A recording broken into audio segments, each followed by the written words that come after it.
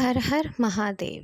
कैसे हैं दोस्तों? कैसी चल रही है आपकी आध्यात्मिक सफ़र? आशा करती हूँ आप थोड़ा थोड़ा ईश्वर की तरफ आगे बढ़ रहे हैं। आज का मनुष्य जीवन जीने की शैली ही भूल चुका है। आज का जीवन इतना अद्भुत हो चुका है कि हमें अपने वास्तविक स्वरूप को ही भूलते जा रहे हैं। हमारी इच्छाएं, आकांक्षाएं मन में इतनी ज़्यादा हैं कि संतुष्टि का भाव तो है ही नहीं। शायद यही कलयुग का प्रभाव है। आत्मा का वास्तविक स्वरूप शांत, निर्मल, स्वच्छ, पवित्र होता है, लेकिन इन इंद्रियों के मायाजाल में पड़ के हम अपने अहंकार को तुष्ट करने में ही लगे रहते हैं।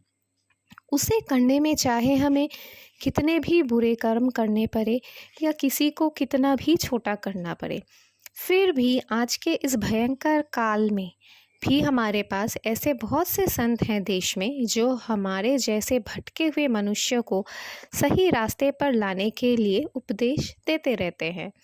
बहुत से लोगों को इससे बहुत फ़ायदा भी हुआ है। हमें ये जीवन मिला है क्योंकि हमारे कर्मों का हिसाब किताब बाकी है। कर्मों के विभिन्न बंधनों में हमने अपने आप को जकड़ा हुआ है। एक सुलझता है नहीं कि हम दूसरे में फंस जाते हैं और इस मायाजाल में ही घूमते रह जाते हैं। अपने जीवन को अगर सरल बनाना है तो ईश्वर की शरणागति लेनी ही पड़ेगी। इसके अलावा और कोई रास्ता शेष बचा ही नहीं है। कोई भी मंत्र जो आपको मिला हो आपके गुरुदेव से, या कोई भी नाम जो आपको अच्छा लगता हो, प्रिय हो, जिस पर आपको पूर्ण श्रद्धा हो, उसे जपना शुरू करें। लेकिन एक चीज़ का ध्यान रखें कि बस एक माला हो गया तो बस बहुत जाप कर लिया, एक हफ्ता 10 दिन कर लिया तो बहुत हो गया, लेकिन जीवन में कोई बदलाव तो आया नहीं। ऐसी सोच ना रखें। ये कोई स्विच नहीं है कि दबा दिया और काम बन गया। ये आपके कर्मों के मैल को साफ करने की प्रक्रिया है। जब हम कोई भी पाठ या मंत्र करते हैं तो हम यह सोचते हैं कि कुछ अच्छा बदलाव हो क्यों नहीं रहा जीवन में, क्योंकि आपने अपनी आंखों के सामने आपको कोई बदलाव दिख ही नहीं रहा है। आप ऐसी सोच बिल्कुल ना रखें अपनी।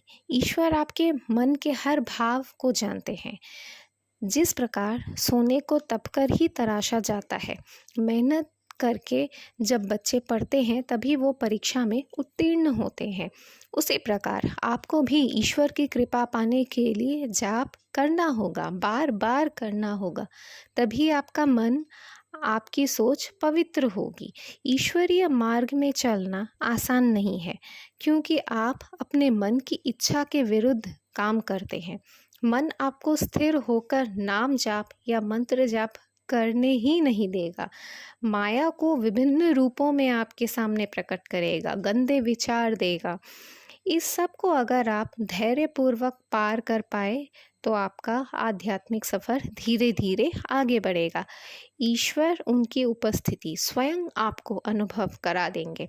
आपको अंदर से एक अद्भुत शांति का अनुभव होगा। आशा करती हूँ आपको वीडियोस अच्छे लग रहे हैं। ईश्वर की राह पर चलते रहें। इस राह को छोड़कर और कोई राह हमारे लिए शेष बचा ही नहीं है।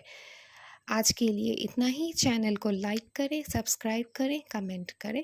नमस्कार।